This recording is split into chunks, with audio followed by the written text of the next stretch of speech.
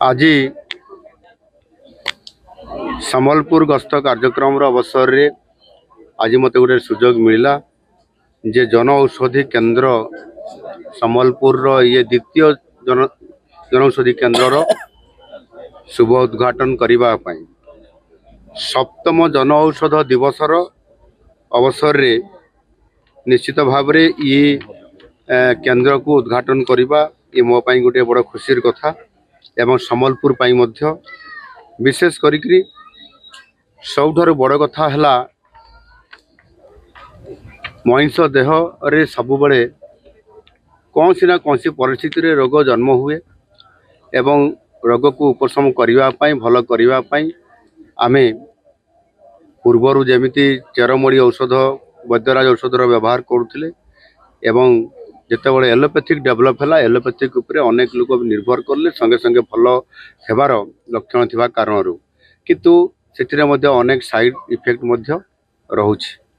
गोटे कथा होछि जे धीरे धीरे एलोपैथिक रो औषध रो दाम एते बढ़ी गलानी जे ताको साधारण परिवार रो गोटे गरीब परिवार लोकटे ताको व्यवहार करिबा चिकित्सा करिके भल करिबा ये गोटे काठिकर पाठ हेई पड़ुथला। यही परिस्थिति भितर आम देशर यशस्वी प्रधानमंत्री नरेंद्र मोदी जी जिते बड़े देशर नेतृत्व नेले सी गरीब लोक मान प्रति किभली भाव में अति कम पैसा रे कम अर्थरे किभली भाव में बेटर ट्रीटमेंट दिया जाई पारिबो सेथिपाई जनऔषधि यार आवश्यकता को आधार करी ये केन्द्र गुड़िक खोलियापाई बा सेथिरे बहुत कम पैसा रे एक गुणात्मक जेनेरिक मेडिसिन ताहार व्यवस्था करी आज लोक मान वितरण करने आज सारा भारत वर्ष रे यहाको चेष्टा चली।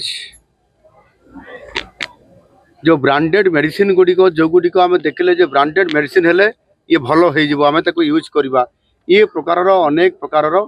कथा देखा जाउथला एवं जिते प्रधानमंत्री जी आसिले 2008 रे आम देश रे जनऔषधि व्यवस्था प्रथमे से यह आरंभ होता एवं 2014 रे सारा देश रे मात्र 80 मात्र जनऔषधि केन्द्र देश सारा थिला मात्र 80 यह केवल नाम को मात्र थिला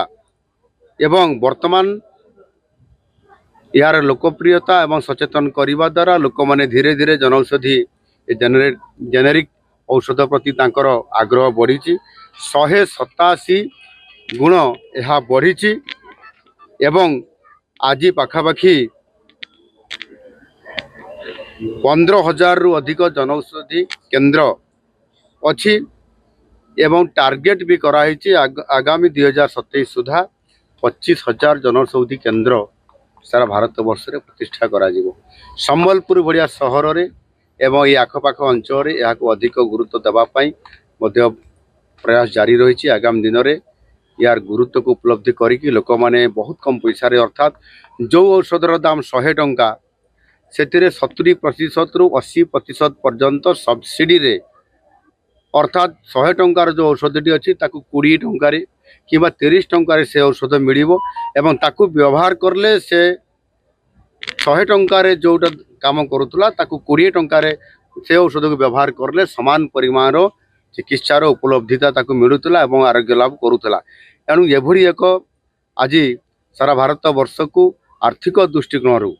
लोक मानू गरीब लोक मानू सुरक्षा देवाई ये जो आज व्यवस्था होती द्वारा ये जनऔषधि केन्द्र निश्चित भाव में ये लोकंकर काम लागिबो एवं लोक माने सुस्थ हवा सहित समानंकर अर्थ मध्य संचय हो पारिबो सेतिपाई निश्चित भाव में ये गोटे बहुत बड़ खुशी और आनंदर कथा जे आज संबलपुर द्वितीय जनऔषधि केन्द्र आज तार उद्घाटन आज हो पारिछि। धन्यवाद।